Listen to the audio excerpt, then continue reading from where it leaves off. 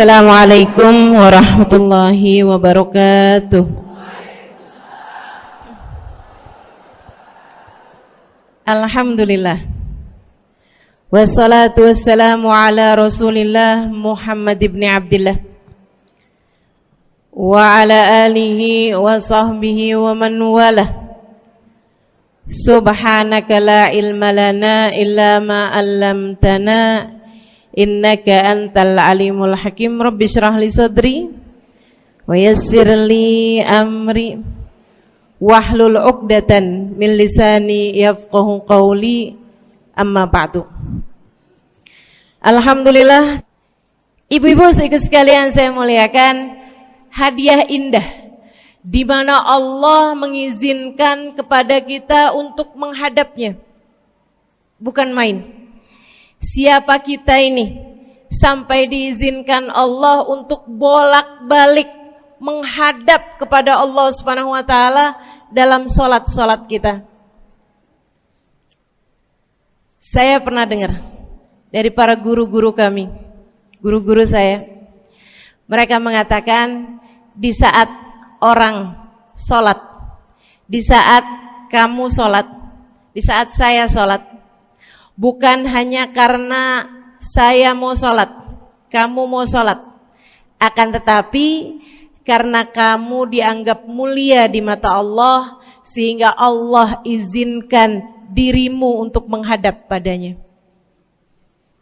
Ketika saya sholat, bukan hanya karena saya mau sholat, akan tetapi karena saya punya nilai di mata Allah, sehingga Allah izinkan kepada saya untuk menghadap padanya.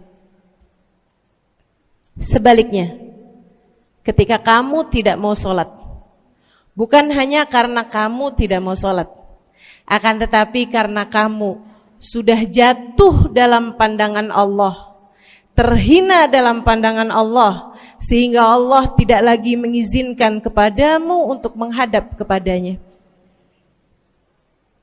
Ketika seseorang tidak sholat, bukan hanya karena dia tidak mau sholat, akan tetapi karena ia sudah tidak lagi bernilai di mata Allah, sehingga Allah tidak izinkan dia untuk menghadap padanya. Teman-teman, saudariku sekalian yang saya muliakan, kalau bicara tentang sholat nih teman-teman, ada 4 tingkatan, ada 4 kelas. Untuk kamu melihat sholatmu sudah ada di kelas yang mana. Kalau saya boleh bilang kelas teratasnya nih kelas bisnis, oke lah ya. Kelas bawahnya lagi kelas atasnya kelas eksklusif ya, kelas eksekutif. Terus bawahnya lagi kelas bisnis, bawahnya lagi kelas. Tapi ada 4 kelas, bawahnya lagi kelas gerbong. Nggak naik dalam kereta nih ya. Kelas yang paling bawah kita bahas nih, kelas gerbong nih. Kayaknya naik di atasnya nih ya, gerbongnya. Teman-teman sekalian, orang yang di saat mengerjakan sholat, dia kerjakan juga, tapi merasanya sebagai beban. Ya ampun, udah maghrib aja, baru juga asar. Ya ampun, males banget dah. Ini gak ada rusuh nih. Kita kan lagi jalan-jalan nih. Kita kan lagi belanja nih di Tanah Abang. Kita jamaah aja gimana sholatnya. Nah ini orang-orang yang menganggap sholatnya sebagai beban. Malas kalau disuruh sholat, terutamanya subuh. Terutamanya sholat subuh. Ini Allah ceritakan orang-orang yang seperti ini adalah kelompoknya orang munafik. Naudzubillah. Alladzina idza qamu ila sholati qamu kusala. Orang-orang yang kalau disuruh sholat bangun juga sih, tapi malas banget. Setan nih nemenin dia, kayak naroin batu di atas kepalanya, bikin dia berat mau ngerjain sholat. Kalau lagi tidur, ngipas-ngipasin matanya, bobo aja lagi. 5 menit lagi, 5 menit lagi. Bangun-bangun udah siang. Pernah terjadi padamu?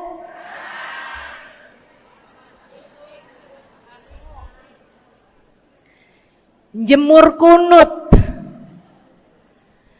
Bu, yang dijemur tuh jemuran aja, cucian aja. Jangan sampai jemur kunut. Kunutnya dijemur ya. Ketika ada seseorang yang disampaikan kepada Nabi Muhammad bahwasanya orang itu tidak bangun kecuali sesudah azan subuh, artinya enggak tahajud, artinya enggak bangun di sepertiga malam terakhir, bangunnya sesudah azan subuh. Nabi mengatakan padanya tentang orang itu, Nabi bilang pada para sahabatnya, inna syaitan bala fi udhunih, itu adalah orang yang telinganya dikencingin sama setan. Pada pernah dikencingin setan? Kalau bangunnya habis azan tuh dikencingin setan. Kalau bangunnya udah terbit matahari dikencingin siapa kira-kira? Insyaallah. Teman-teman saudariku sekalian yang saya muliakan, alladzina idza qamu ila sholati qamu kusala, malas bener kalau diajakin sholat, sampai sebagian sholatnya dikerjakan keluar dari waktunya. Yang seperti ini masuk dalam firman Allah Subhanahu wa taala, a'udzubillahi minasyaitonir rajim, fawailul lil musallin alladzina an salatihim sahun. Fawailul lil musallin alladzina hum an salatihim sahun. Celaka orang-orang yang salat. Kenapa kok orang salat celaka ya Allah? Sebab mereka an salatihim sahun, melalaikan salat mereka. Apa maksudnya melalaikan? Imam Sayyidina Ibnu Abbas dalam salah satu tafsir beliau mengatakan alladzina yuakhiruna an waqtiha au yuqaddimuha ila ghairi waqtiha. Orang-orang yang mengakhirkan salat sampai keluar dari waktunya atau memajukannya sebelum waktunya. Mau pergi ke Tanah Abang nih, jam 11. Ntar kita ribet nih urusan sholat duhur. Dah sholatin sekarang aja. Ini orang-orang yang fawailul lil musallin. Bu, sesibuk apapun dirimu, jangan pernah ninggal sholat. Bu, lagi ngerjain perkara penting apapun kamu, jangan pernah mengakhirkan sholat. Jangan pernah mengeluarkan sholat dari waktunya. Kenapa gitu? Karena bu, sholat itu urusanmu sama Allah. Gak ada yang lebih penting daripada itu. Gak ada yang lebih penting daripada itu. Siapa yang mementingkan Allah, dia bakal dipentingin sama Allah. Siapa yang meremehkan salatnya, berarti dia telah meremehkan Allah. Siapa yang meremehkan Allah, dia akan diremehkan oleh Allah. Na'udzubillah min dzalik. Buat adik-adik jomblo, jangan pernah mau kawin sama orang yang gak sholat. Biarpun kamu udah nunggu cukup lama, kalau ada yang lamar kamu dan dia gak sholat, jangan mau bu. Dek,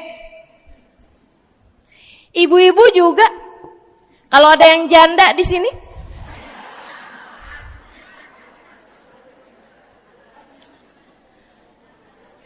terus ada yang lamar kamu, Walaupun di garasinya ada kijang,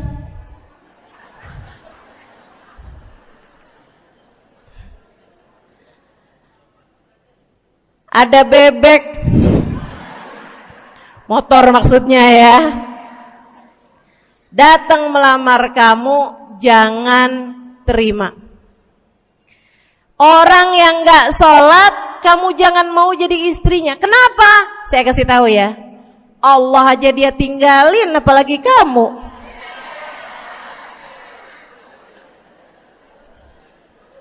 Allah aja dia tinggalin. Siapa yang tidak berguna baginya peringatan Allah, maka tidak akan berguna baginya peringatan dari siapapun.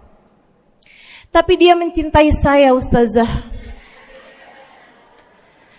Dia mencintai saya cinta mati katanya. Sekarang tungguin setahun 2 tahun, cintanya hilang, tinggal matinya. Tapi dia mencintai saya luar biasa, Ustazah. Dia tak sanggup hidup tanpa saya. Itu namanya cinta monyet. Tungguin 2 tahun, cintanya hilang, tinggal. Jangan temenan sama orang gak sholat. Dia telah jatuh di mata Allah. Maka kita pun belajar buat jadi orang-orang yang terus mendaki, terus meraih rahmatnya Allah, terus belajar buat jadi salah satu orang yang dipandang dengan rahmat oleh Allah Subhanahu wa taala. Salah satunya dengan cara kita memuliakan sholat. Kita menjaga sholat. Jagain sholatnya. Jangan masuk kelompok orang yang tadi itu sholatnya menjadi beban. Ini kelompok paling bawah nih. Naik ke kelas ekonomi. Tadi begitu ya? Kelas ekonomi, orang-orang yang sholatnya menjadi sebuah kewajiban. Dia kerjain, dia tahu itu wajib, dia gak akan tinggalin. Tapi sama halnya dengan kewajiban-kewajiban yang lain. Kita nih kalau mikirnya kewajiban, Bu, kalau gak diwajibin lagi seneng. Betul gak? Masih ada kayak beratnya gitu ngerjain sholat. Orang yang sholatnya dianggap sebagai kewajiban. Kayak anak-anak sekolah tuh, wajib pakai seragam, wajib ngerjain PR. Kalau 1 hari, besok enggak wajib pakai seragam. Ada enggak ya pakai seragam? Enggak ada. Enggak ada. Enggak ada yang besoknya dipakai seragam. Terus tanyain, kenapa kamu tetap pakai seragam? Abisnya saya suka sama seragamnya. Enggak ada. Karena mereka menganggap pakai seragamnya adalah kewajiban. Sekolahnya sebagai kewajiban. Jadi giliran besok libur anak-anak, hore gitu. Ada orang-orang yang sholatnya dianggap sebagai kewajiban. Nggak ada yang nambah kalau kewajiban tuh. Sholat sunnah boro-boro, sholat wajib aja kalau bisa dibikin sesingkat mungkin akan dilaksanakan dengan cara yang sesingkat-singkatnya.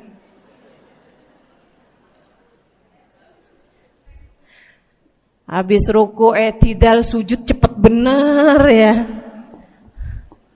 Malaikat raqib sama malaikat atid nih udah tahu aja kalau dia sholat. Habis ghairil maghdubi alaihim waladdallin. Malaikat atid bilang sama malaikat raqib, kulhu, catat kulhu udah pasti.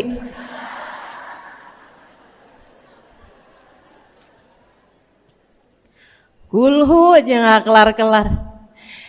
Teman-teman saudaraku sekalian yang saya muliakan, sholatnya dianggap sebagai sebuah kewajiban. Nggak nambah dengan sunnah, namanya wajib. Kita naik lagi insyaallah.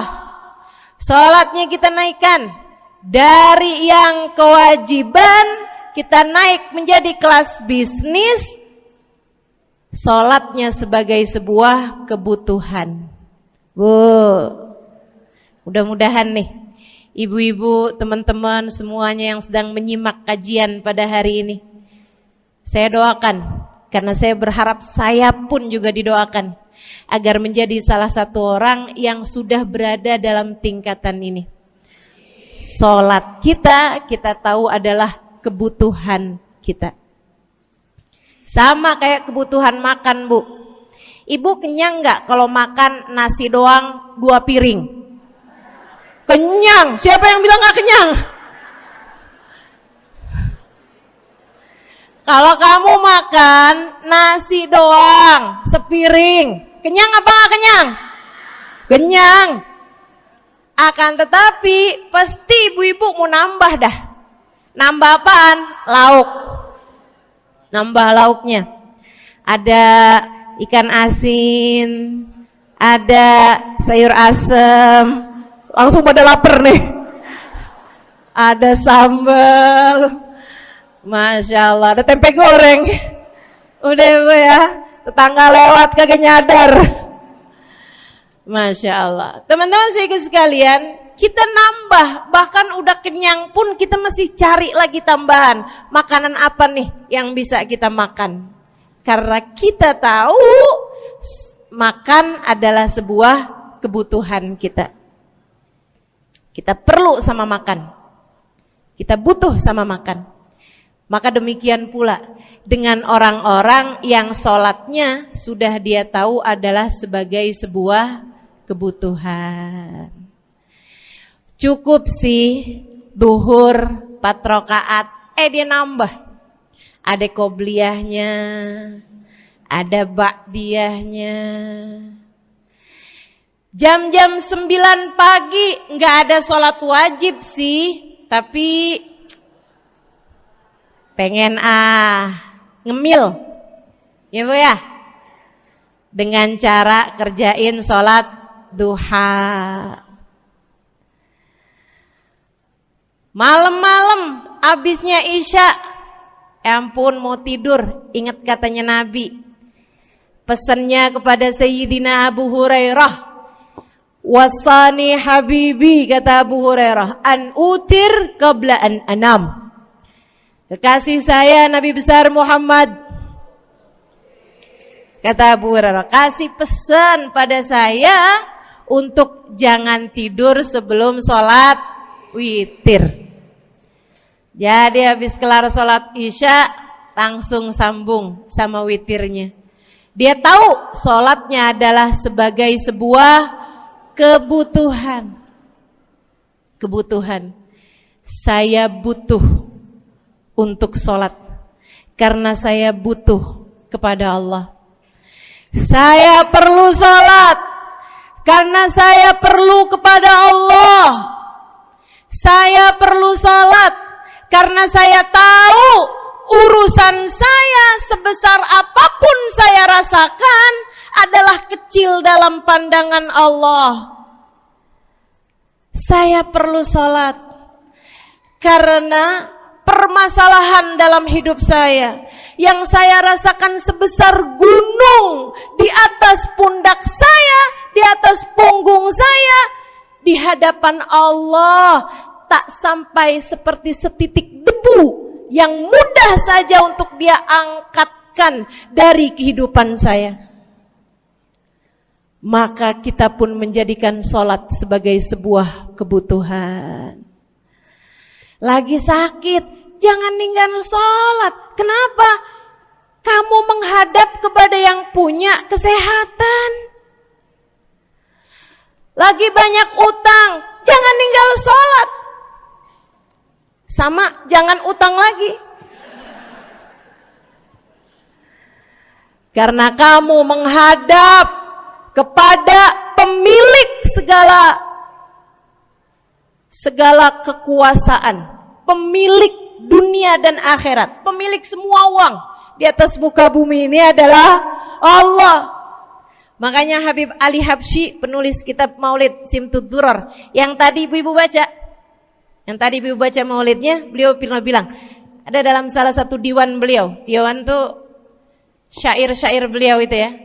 Ali idza kad marid syafahu fi'lus shalah la'alla syirru sifa fi wad'i tilkal jibah. Kata beliau, Ali nih kalau lagi sakit, nih Habib Ali ya, beliau tuh padahal punya amal ibadah sangat banyak. Tapi Habib Ali bilang, Ali idza qad marid syafahu fi'lus shalah. Ali nih kalau lagi sakit, sembuhnya sama sholat. Sembuhnya sama sholat. La'alla sirru sifa. Rasa-rasanya memang Allah letakkan rahasia kesembuhan ada pada fi wad'i tilkal jibah, terletakkannya jabhah kita, dahi kita di tempat sujud. Di sana semua permasalahan-permasalahan dalam hidupmu menjadi ringan. Saat kamu meletakkan dahimu di tempat sujud, kamu berbisik lirih kepada Allah, akan tetapi suaramu didengar sama yang punya arsy. Akan tetapi suara bisikanmu didengar segenap malaikat-malaikat yang ada di atas langit. Kemudian mereka mendoakanmu sehingga Allah mengatakan wasjud waqtarib, sujudlah kamu. Posisi sujudmu itu waqtarib akan membuatmu menjadi dekat dengan Allah Subhanahu wa taala. Sujudlah dan mendekatlah kepadaku, kata Allah. Agrab ma yakunul 'abd min rabbih fahuwa sajid, kata Nabi Muhammad.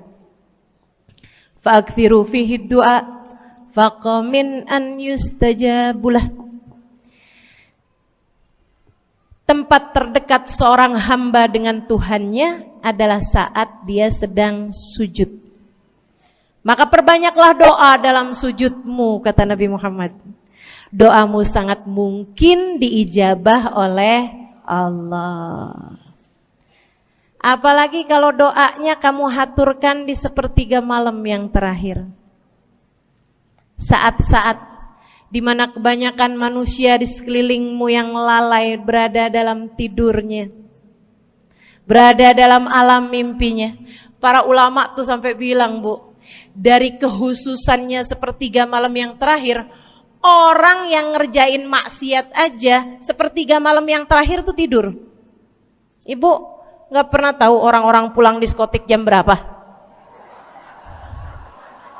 Gak tahu ya, sama. Tapi Bu, yang pasti mereka tuh sepertiga malam yang terakhir malah pada pulang, malah pada tidur gitu. Orang maksiat aja itu sama Allah dibuat tidur tuh di jam-jam yang biasanya turun rahmatnya Allah. Allah mau milih nih mana nih hamba-hambaku, pilihan-pilihanku akan aku bangunkan untuk menghadapku. Kemudian Allah Subhanahu wa taala bertanya, hal min mustaghfirin, hal min taib, hal min talibi hajatin faunilahul matalib. Siapa nih di antara kalian yang lagi mohon doa, minta pertolongan, mohon ampunan, akan aku beri, kata Allah Subhanahu wa taala, sebab kalian meminta pada waktu yang paling aku suka. Kalau punya hajat minta. Kapan mintanya? Dalam sujud. Kapan sujudnya? Dalam sholatmu di sepertiga malam yang terakhir.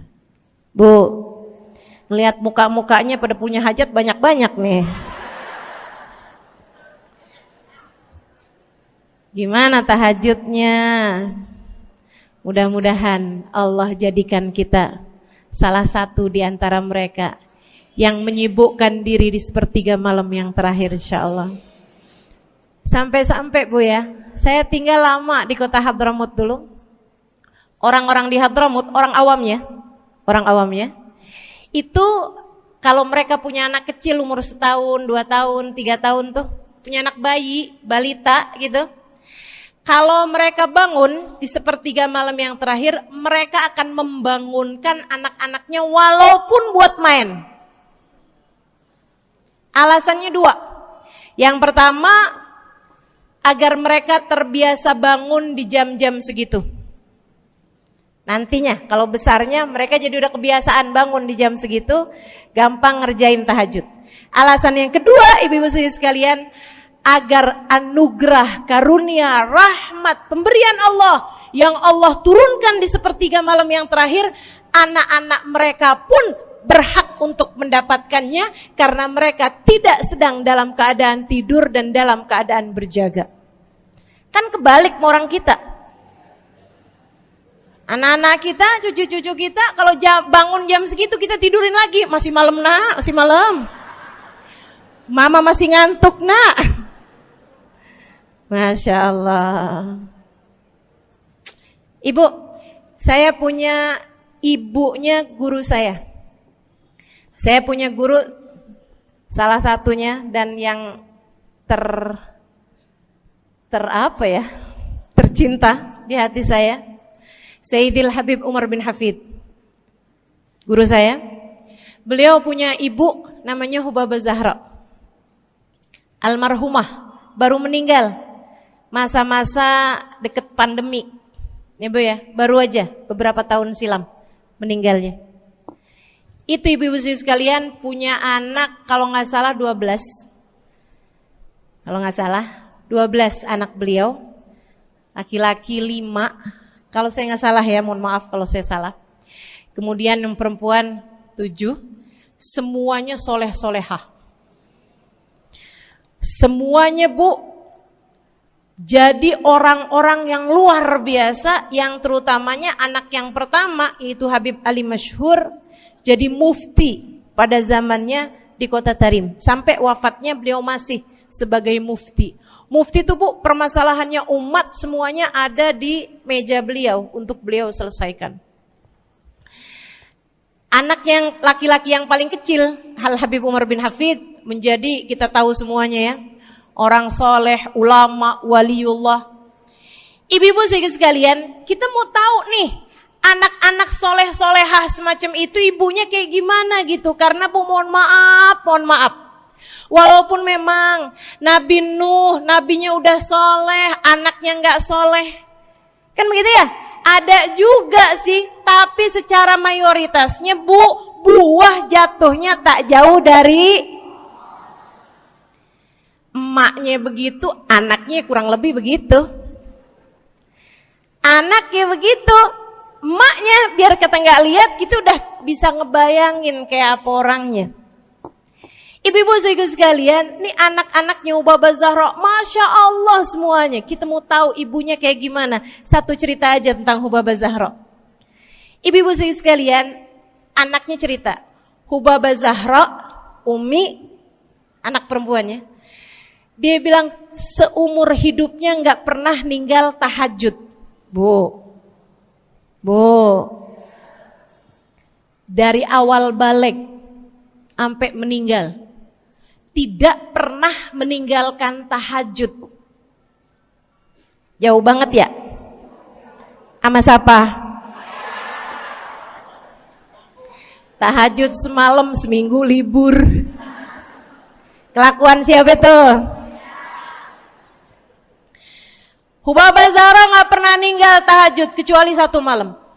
Satu malam itu beliau tuh lagi ada hajat besar, maksudnya lagi kayak ada acara pernikahan, kemudian beliau juga kelelahan, kecapean, baru tidurnya juga jam-jam 2, jam-jam mau jelang pagi Bu ya.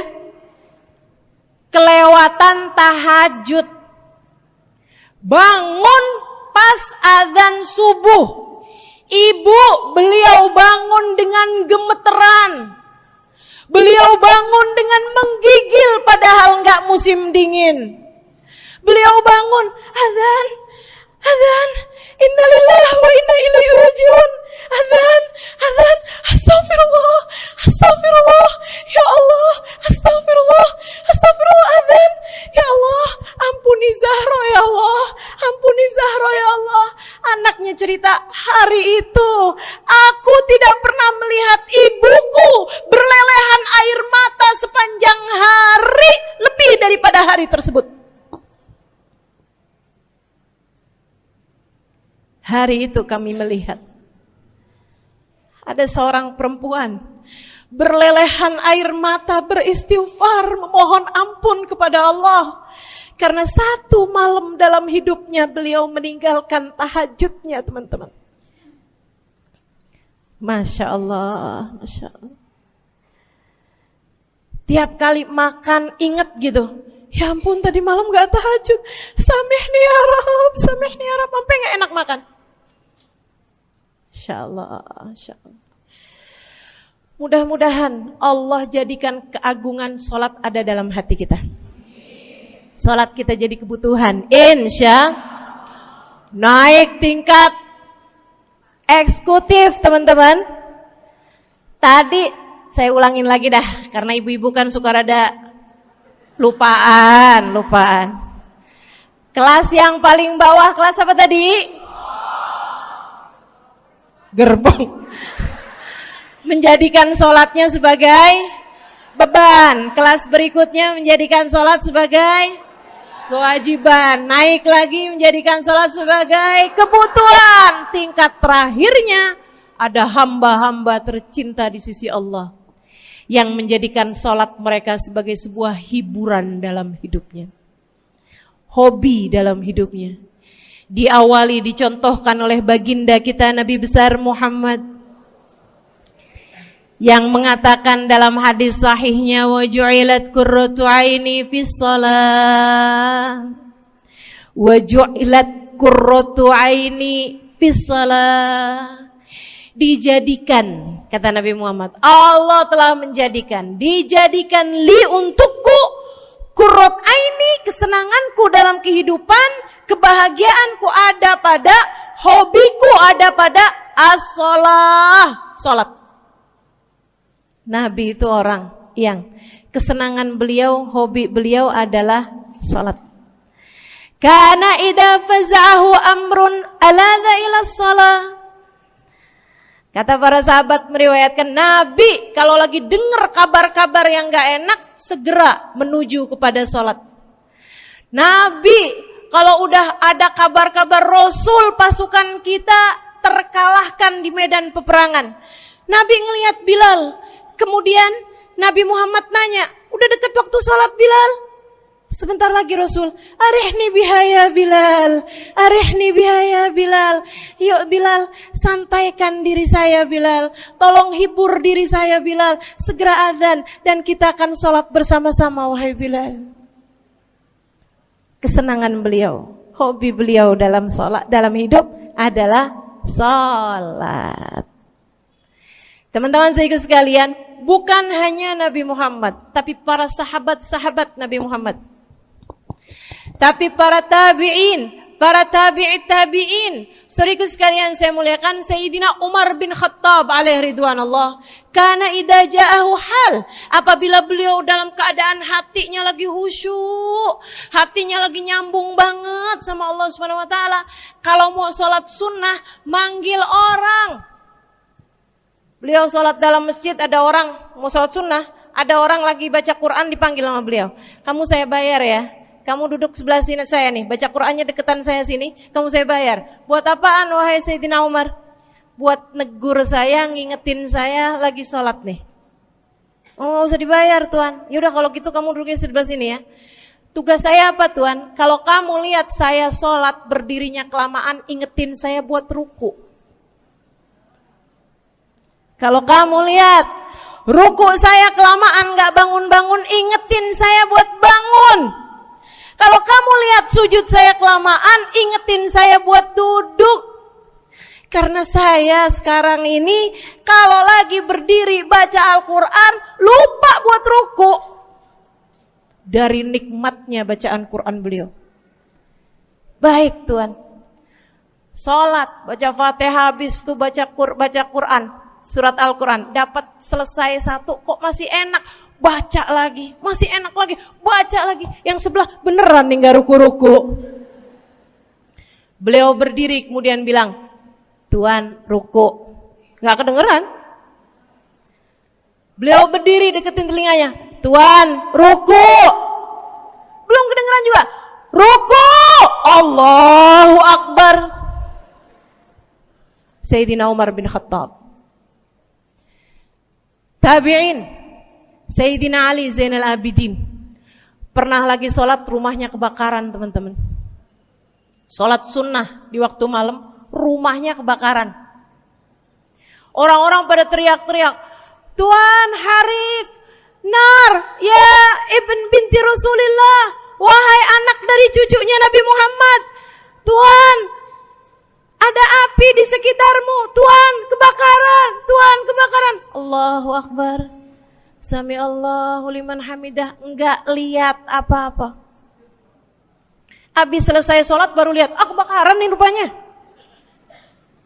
Orang-orang pada bilang, kami sudah mengingatkanmu Tuan. Apa jawab beliau? Al-hadni an-narul kubro. Di depan saya ada api yang jauh lebih besar, api neraka. Saya nggak lihat api sekecil ini. Masya Allah. Saudaraku sekalian yang saya muliakan, para ulama Allah Subhanahu Wa Taala. Terakhir saya mau ceritakan Sayyidil Habib Abu Bakar As-Sakran, penulis Wirid Sakran. Kalau teman-teman pernah tahu, beliau saudaraku sekalian saya muliakan dapat julukan As-Sakran, orang yang mabuk. Karena mabuk kepada Allah Subhanahu Wa Taala. Beliau pernah satu waktu kena penyakit di punggungnya.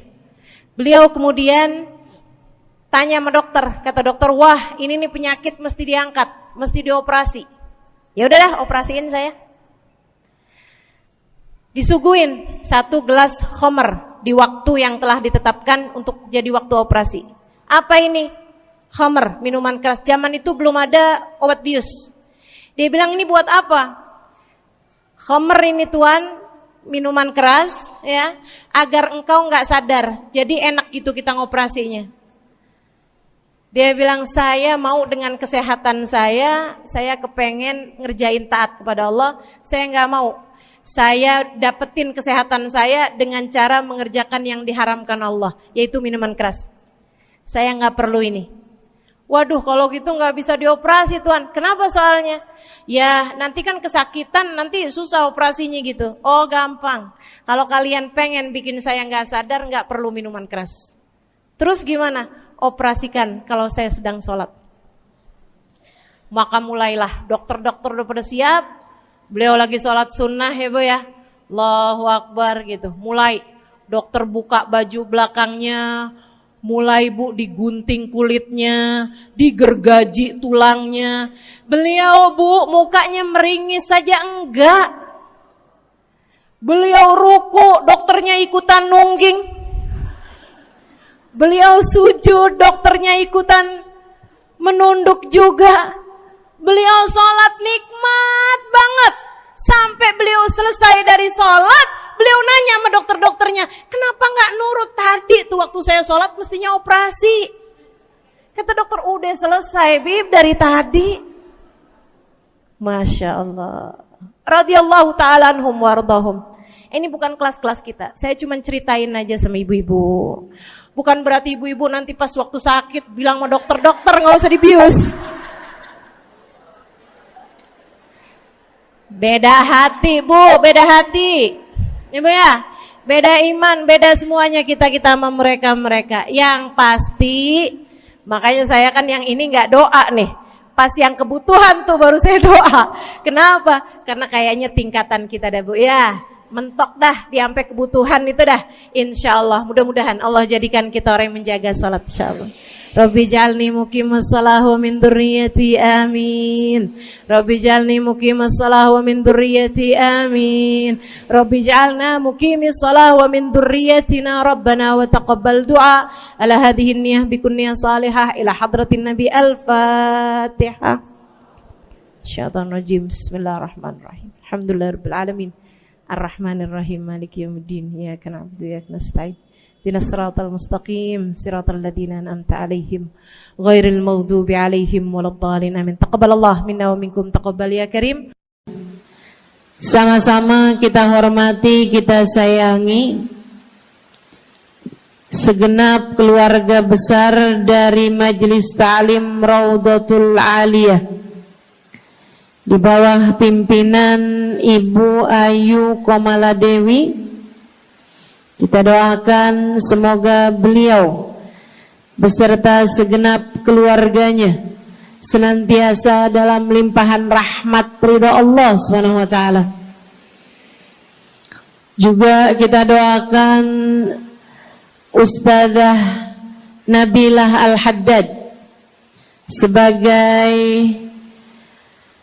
pengasuh di majelis ta'lim ini, sebagai pimpinan di majelis ta'lim ini, Bu Ayu dan Ustazah Nabilah sekeluarga semuanya insyaallah senantiasa dalam pandangan kasih sayang Allah SWT. Panjangkan umurnya, disehatkan badannya, dimudahkan urusannya, kabulkan hajatnya, semakin dicinta Allah SWT dan Rasulnya. Para ustadzah, para hubabah, para syarifah, para pimpinan pondok pesantren, para pimpinan majelis ta'lim, yang mudah-mudahan semuanya dalam limpahan rahmat ridha Allah SWT, serta tentu saja semua yang hadir di majelis ini, baik ibu-ibu, kakak-kakak, adik-adik, anak-anak, yang mudah-mudahan semuanya dirahmati Allah, disayang Allah, dibahagiakan Allah, diistiqomahkan jalannya menuju ridha Allah Subhanahu wa taala, insyaallah diistiqomahkan jalannya menuju surga Allah Subhanahu wa taala. Amin ya rabbal alamin. Qul amantu billah thumma istaqim, kata Nabi Muhammad sallallahu alaihi wasallam kepada seorang pemuda yang meminta nasihat, ya Rasulullah ausini, wahai Rasul tolong nasihati aku. Kita kalau ketemu orang mulia jangan minta duit, Bu. Kita kalau datang ketemu sama orang-orang yang kita tahu doanya mustajab, sangat soleh, hidupnya baik, apalagi jika dia adalah kekasih-kekasih Allah Subhanahu wa taala. Kamu kalau berjumpa dengan ulama, jangan minta sesuatu yang duniawi. Tirulah para sahabat ketika berjumpa dengan Nabi Muhammad. Biasanya mereka meminta satu dari dua hal. Yang pertama, mereka minta doa. Ida'ili ya Rasulullah, doakan aku wahai Rasul. Ibu juga gitu. Kalau ketemu sama ulama, ketemu orang soleh, ketemu kiai, ketemu habib yang kita tahu doanya mustajab, bertemu hubabah, mintalah doa. Tapi jangan hanya sekedar urusan doa duniawi, Bu. Doa duniawi itu yang gimana, Ustazah? Doa yang kalau diijabah nggak akan manfaat begitu kamu masuk dalam alam kubur. Itu namanya doa duniawi. Ustazah, doakan saya biar saya cepat kebeli rumah. Bu, kalau mati rumahnya dibawa gak? Ustazah, doakan saya kepengen beli HP baru. Dibawa gak HP-nya? Enggak.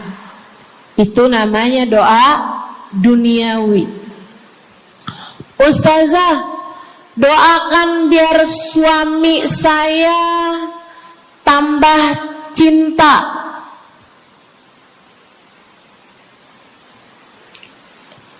Kalau mati suaminya dibawa gak, Bu? Walaupun kamu mau, dia gak bakalan mau, Bu.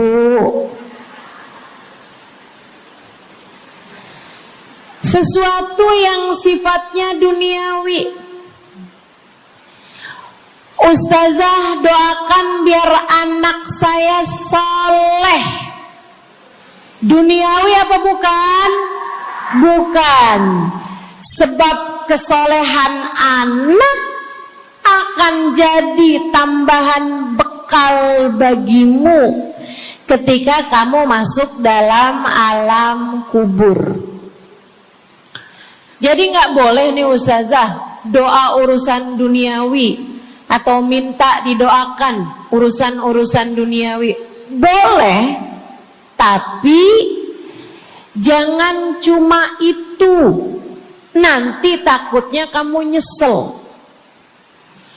Kalau selama di dunia kamu doanya hanya untuk urusan dunia, takutnya begitu masuk dalam kuburan sudah tidak ada lagi doa yang akan Allah ijabah untukmu ketika kamu ada dalam alam kubur nanti. Sayang. Jadi kalau doa, prioritaskan urusan akhirat. Insya saya berasa banget jadi orang yang sering dimintain doa, sekaligus juga sering minta doa. Saya kalau ketemu orang soleh, ketemu habaib, ketemu hubabah, saya akan minta doa, gak pernah minta duit saya. Ida'ili ya hubabah, ida'ili ya habib. Serius sekalian, sebagai orang yang sering juga dimintain doa, ustazah doakan saya. Banyak tuh. Saya merasakan perbedaannya saat saya ada di Tarim sama ketika saya sudah pulang dan kembali ke negeri ini. Waktu saya di Tarim, orang kalau minta doa sama saya, usik berdoa, tolong ya doain saya. Saya suka tanya, doa apa? Selalu aja, hampir semuanya mengatakan hal yang sama. Ida'ili bihusnil khatimah. Doakan saya biar husnul khatimah.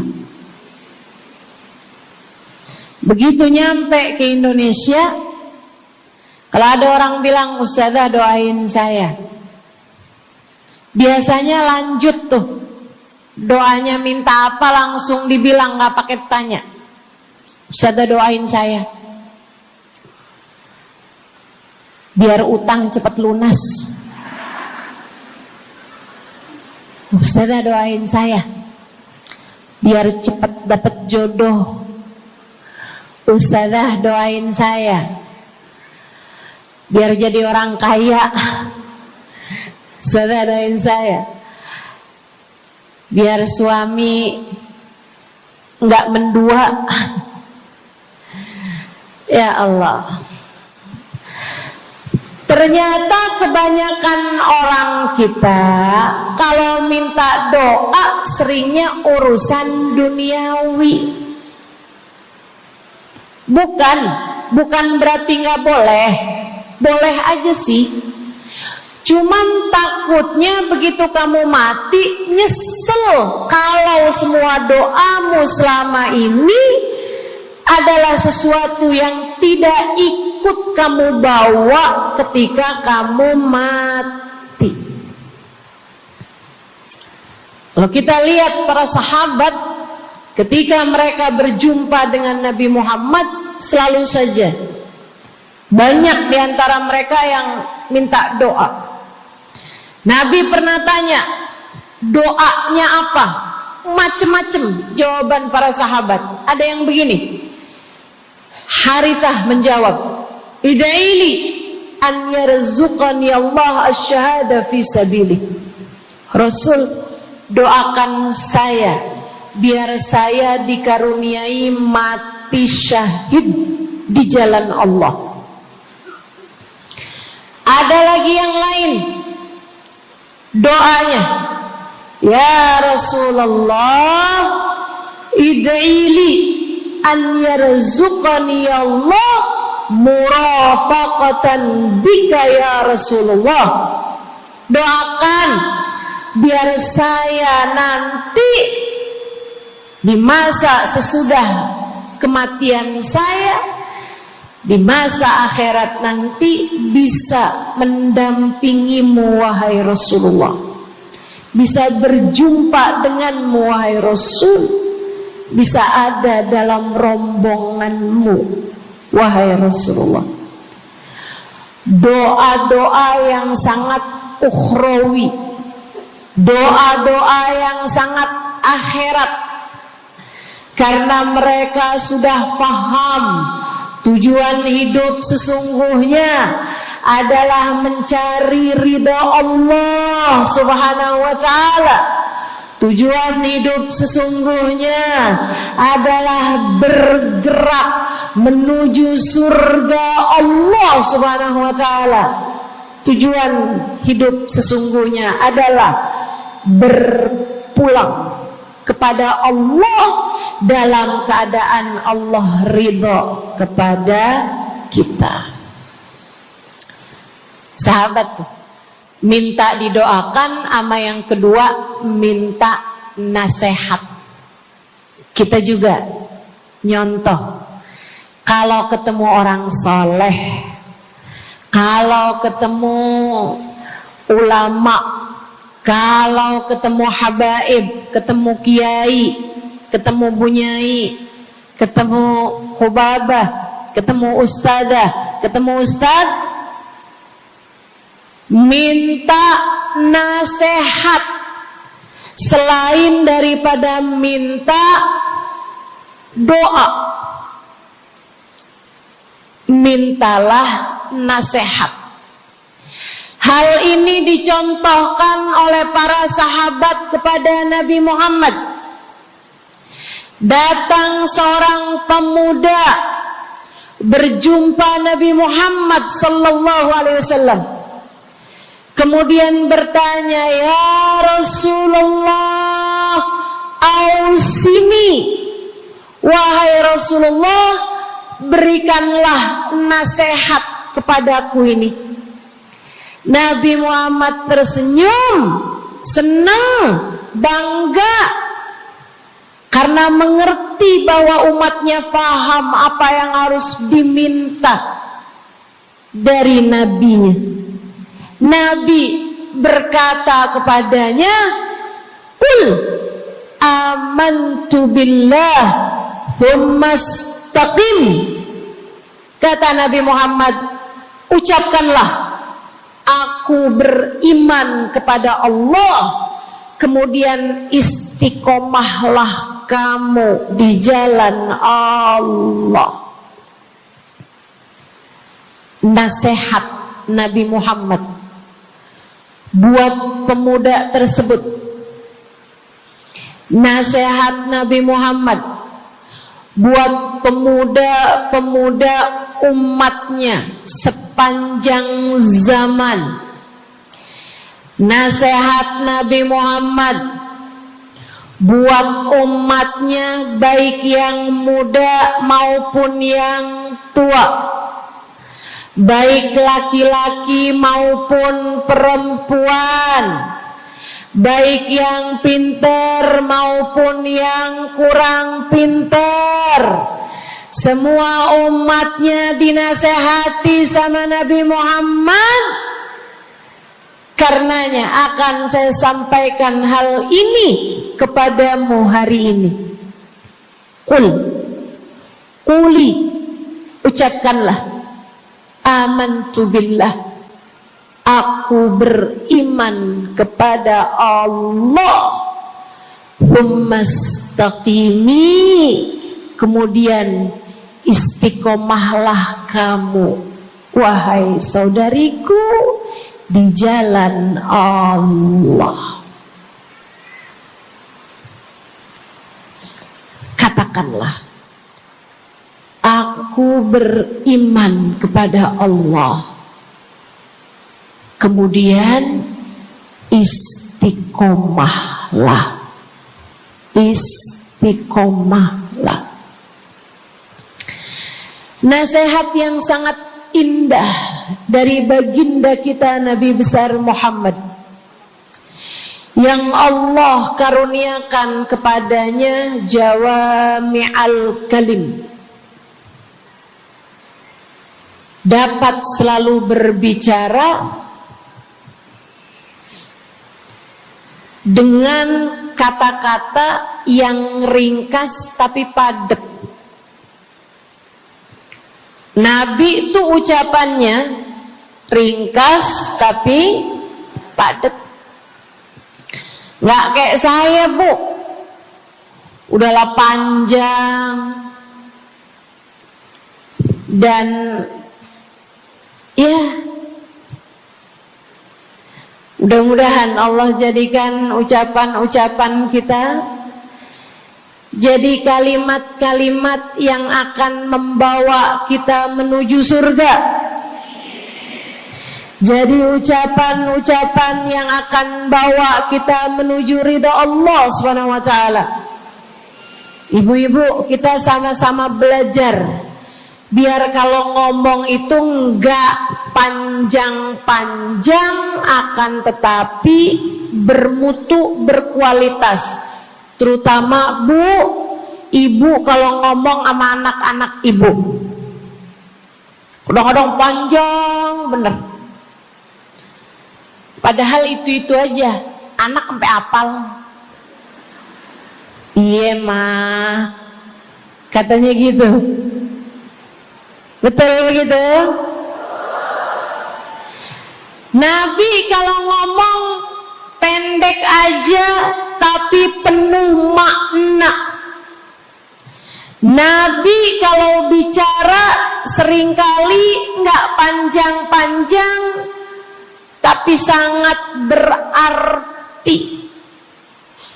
Satu hadis beliau saja bisa disyarahkan, diberi keterangan, hingga bahkan berkitab-kitab banyaknya. Ibu-ibu sekalian, salah satu dari ucapan ringkasnya Nabi Muhammad, amantu billah, kata Nabi, qul amantu billah, tsumastaqim, ucapkanlah, aku beriman kepada Allah, kemudian istiqomahlah di jalan Allah. Apa itu istiqomah? Lurus, jangan belok-belok. Lurus, jalan terus. Jalannya adalah jalan yang lurus. Itu yang selalu kita minta dalam tiap rakaat sholat kita. Kita berdoa kepada Allah, ihdinas siratal, ya Allah, tempuhkanlah untuk hidup kami ini jalanmu yang lurus. Sama kayak kamu lagi bilang, ya Allah, karuniakanlah dalam kehidupan kami keistiqomahan di jalanmu ya Allah. Kamu selalu minta istiqomah 17 kali sekurangnya tiap hari. Betapa sangat pentingnya istiqomah ini, saudaraku sekalian. berada dalam jalan yang lurus. Saya mau bahas jalan lurus yang dimaksud ini apa aja. Satu, kamu harus lurus imannya. Amantu billah, aku beriman kepada Allah.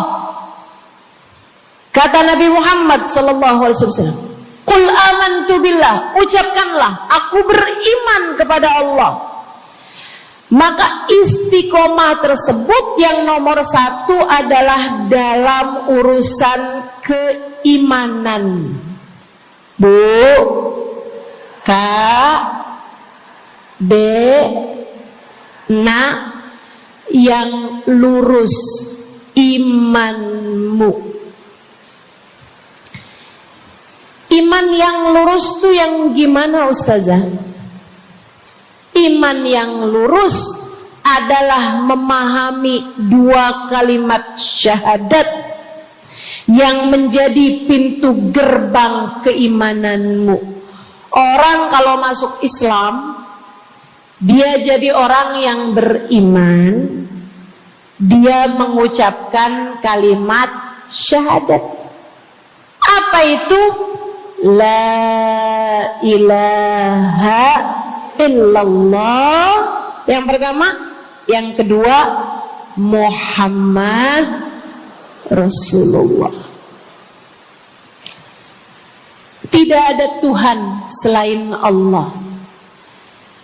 Itu harus kamu miliki dalam hatimu secara lurus, istiqomah. Gak ada Tuhan selain Allah. Jangan hari ini Tuhannya Allah, besoknya Tuhannya duit. Apapun aja yang disuruh sama duit, yang ada duitnya, yang haram-haram pun diterjang. Lah kenapa begitu? Saudaraku sekalian, Qul amantu billah, ucapkan, aku beriman kepada Allah. Aku faham arti la ilaha illallah. Tidak ada Tuhan selain Allah. Tidak ada yang mengatur kehidupan selain Allah. Tidak ada yang memberi rezeki selain Allah. Maka berimanlah kepada Allah. Kalau ada istri bilang sama suaminya, kalau kamu nanti pulang bawa duit, ahlan wa sahlan, selamat datang. Tapi kalau kamu pulang nanti nggak bawa duit, silakan tidur di luar.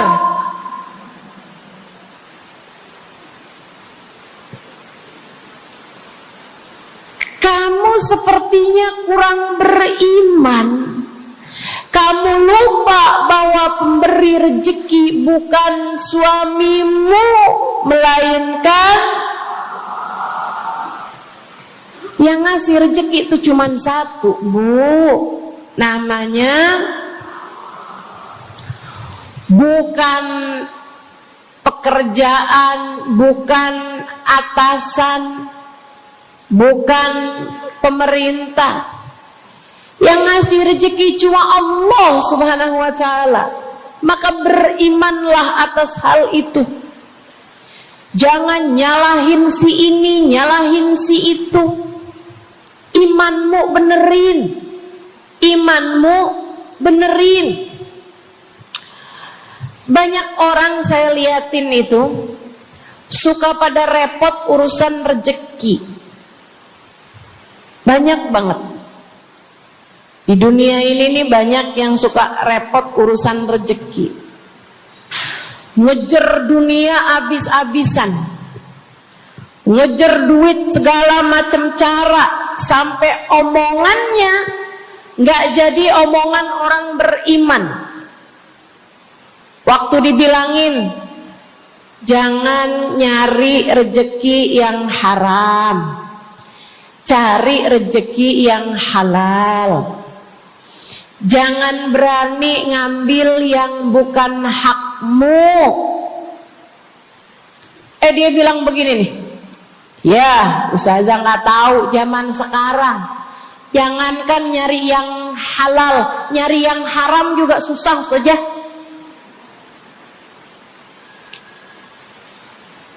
Itu omongan orang nggak beriman. Kamu mesti ngerti dulu, kalau yang kamu minta adalah urusan rezeki, dengerin. Kalau yang kamu minta urusan rezeki, kamu harus datang kepada alamatnya. Yang sering kali membuat kamu setengah mati urusan rezekimu, sampai mau-maunya menghinakan diri, minta-minta sama orang, berharap dari orang. Seorang ibu berharap dari anaknya, seorang istri berharap dari suaminya. Saudariku sekalian, yang sering kali membuat kamu tersiksa urusan rezeki adalah karena kamu salah alamat. Kamu salah alamat. Kamu sedang tersesat jalan. Kamu sedang salah arah. Makanya jadinya kemana-mana kamu nggak nemu. Orang alamatnya aja salah. Ini kalau kamu mau ke Kubah Mas, tapi kamu perginya ke Taman Mini, nyampe apa nggak nyampe? Dapat apa enggak majelisnya? Nggak dapat. Kenapa? Salah alamat. Yang dicari Kubah Mas, kamu perginya ke Keong Mas. Nggak nyampe, nggak dapat. Saya kasih tahu padamu, alamat rezekimu ada pada Allah. Alamat rezekimu ada pada Allah. Alamat rezekimu ada pada Allah. Maka berimanlah kepadanya, fahamilah arti la ilaha illallah. Tidak ada Tuhan kecuali Allah. Gak ada yang ngasih rezeki selain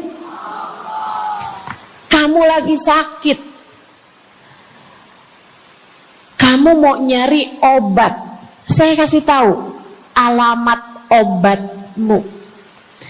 Alamat yang bisa menyembuhkanmu hanya satu, namanya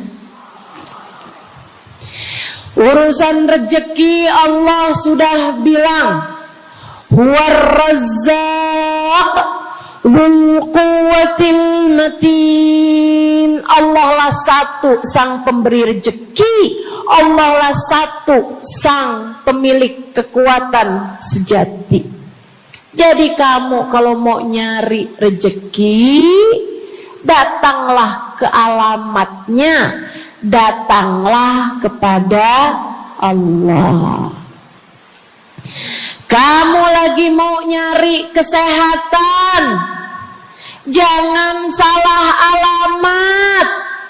Datanglah kepada sang pemilik kesehatan.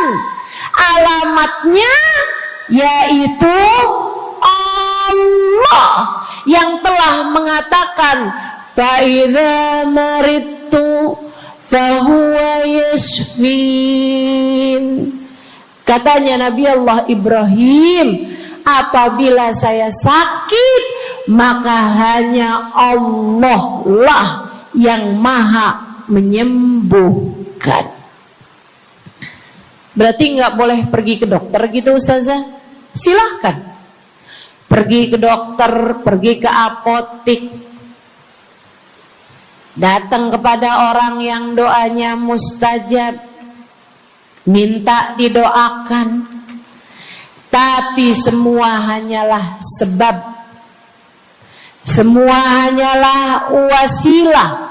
Sang penyembuh sejati adalah Allah. Saudariku sekalian yang saya muliakan,